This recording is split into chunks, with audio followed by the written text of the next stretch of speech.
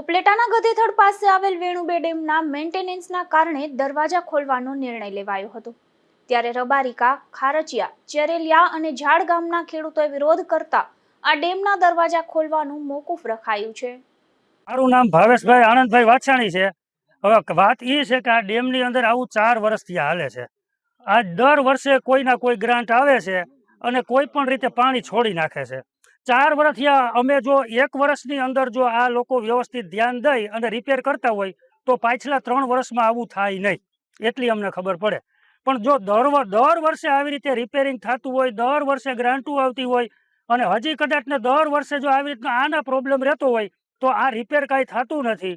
એટલે મારું તો એટલું જ કહેવાનું છે કે આ વિડીયો વધુને વધુ લોકો સુધી પહોંચાડે મીડિયા દ્વારા, એટલા માટે કે આવા અન્ય બીજા ડેમમાં પણ ના થાય। પાણીની સમસ્યા પણ કોઈ દી આપણે હલ, કારણ કે પાણીની સમસ્યા એવી છે, રબારિકા, ખારચિયા, ઝાડ આ 3 ગામને અત્યારે પાણીની ઓલરેડી જરૂર છે।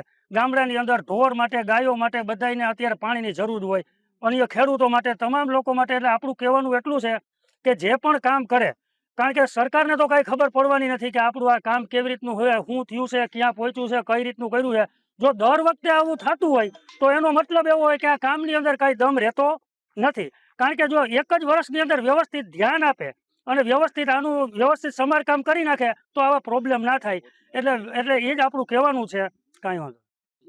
મારું નામ બોદુભાઈ દોસુભાઈ મથુપુત્રા છે। હાલે હું ખારચિયા સરપંચ છું, સેવા આપું છું। અને સાહેબ, અવારનવાર આવો પ્રશ્ન બનતો હોય છે। મોટું ગામ છે તો અહીંથી પાણી જો જૂથમાંથી પૂરું ન આવે તો ગ્રામજનોને, મજૂર વર્ગનું ગામ છે, અવારનવાર ફોન આવતા હોય કે પાણી આપો, સરપંચ પાણી આપો। જો જૂથનું પાણી હોય અથવા તો ડેમમાં પાણી હોય તો અમે વિતરણ કરી શકીએ। હવે આ સરકારશ્રી દ્વારાથી પાણી કાઢી નાખે તો અમારે ગામને જવાબ શું આપવાનો?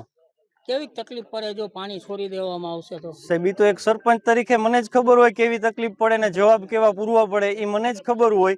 કે નાની નાની લેડીસો પણ અમને ફોન કરે કે સરપંચ આ પાણીથી જ પગથિયું ચાલુ થઈ છે, જીવન જરૂરિયાત જ પાણી છે। જો દર વર્ષે આ પાણી છોડી દેવાનું કારણ શું? અવારનવાર અમને એવા મેસેજ મળતા હોય કે ભાઈ પાટિયાનું કામ ચાલુ છે અથવા તો ડેમનું કંઈ નવું કામ ચાલુ છે, સમારકામ। પણ દર વર્ષે આ એક બાનું કરીને પાણી કાઢી નાખે છે સાહેબ। 2 મહિના અમને પાછળ એવી તકલીફ પડે છે ને કે પાણીના ટાંકા લઈ અને ઢોર માટે અમે અવેડા ભરીએ છીએ છેલ્લા 2 મહિના। તમારી માંગ શું છે? અમારી માંગ એવી છે કે જરૂરિયાત જો પાણીની બહાર કાઢવાની ન હોય તો પાણી ના કાઢે, અમને બહુ ઉપયોગ છે। એના માટે સરકારશ્રીને પણ અમે પ્રાર્થના કરશું અને સારી દુઆ અધિકારીને કરશું કે ભાઈ આ પાણી ન કાઢો। મારું નામ દિલીપસિંહ વાડા, મારું ગામ ચરેલિયા, પૂર્વ પ્રમુખ તાલુકા પંચાયતની જવાબદારીમાં હતા। અત્યારે પ્રશ્ન એ છે કે વેણુબે ડેમ છે અમારો, એની અંદર દર વર્ષે આવી રીતે આખર ટાઈમમાં 5મા મહિનામાં, 2 મહિનામાં છેલ્લા 3-4 વર્ષથી આ ગેટ રિપેરના નામે દરવાજો ટેકનિકલ આપીને મંજૂરી લઈ આવે છે આ લોકો રિપેરિંગને। અને છેલ્લા 4-5 વર્ષથી એકને એક વાત કે રિપેર કરવાનું વાત લઈ આવે ને પાણી કાઢી નાખે। એને એક જ સિસ્ટમ છે કે પહેલાં રિપેર કરવું એટલે ડેમમાં પાણી ખાલી કરવું પડે। તો પાણી માટે તો સરકાર કેટલા બધા પ્રયત્નો કરે છે ને આને જથ્થો આખે ખાલી કરી નાખવો હોય, ખાલી કરી નાખે એટલે અમારે ચરેલિયા, ખારચિયા, રબારિકા, ઝાડ આવા 4-5 ગામ સીધી અસરમાં આવે કે જે પાણી પીવામાં મુખ્ય મુદ્દો એટલે પાણી જ અમારે વરસાદ ના આવે ત્યાં સુધી અમારે કોઈ એવું વ્યવસ્થા નથી કે અમારા માટે બીજી પાણીની માણસને કે માલને કે પશુ ઢોરને કે સરકાર પાસે એવી કોઈ વ્યવસ્થા નથી અમને કરી દીધી કે વૈકલ્પિક વ્યવસ્થા નકર આ છોડે તો એમ નહોતું। એટલે એના માટે અમે ખાસ વિરોધ છે અને અમે બધા નીચેના ભાગમાં આપણે ડાઉન સ્ટ્રીમમાં ઊભા છે કે ભાઈ પાણી છોડતા નહીં।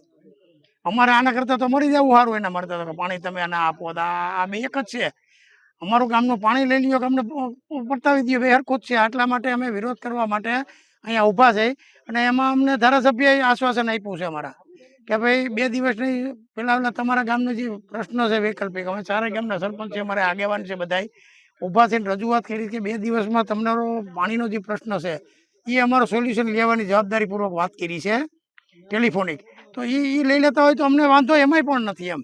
અને અમે તો એમ કે આ પાણી છે કેનાલમાં તો છોડો, નદીમાં શું છોડીને બુદ્ધિનું પ્રદર્શન કરવું ને, નદીમાં છોડવાનો કોઈ મિનિંગ નથી। કેનાલ અહીંયા ઓલરેડી નીચેના ગામડામાં જ્યાં નદીનું પાણી જાય છે ત્યાં કેનાલ પણ જાય છે એ જ રસ્તે। તો કેનાલમાં ખેડૂતોના તો લાભ લઈ શકે, આ ખર્ચાનો કોઈને ઓરવું હોય કે છેલ્લું પાણી કોઈને પાવું હોય આજે તો નહીં છોડવામાં આવે એવું અમને ટેલિફોનિક સૂચના છે। કોઈ લેખી આધાર અમારી પાસે એના જવાબદાર અધિકારી અમારા MLA શ્રી મહેન્દ્રભાઈ પાડળીએ આવું અમને કીધું છે હમણાં, બરાબર છે।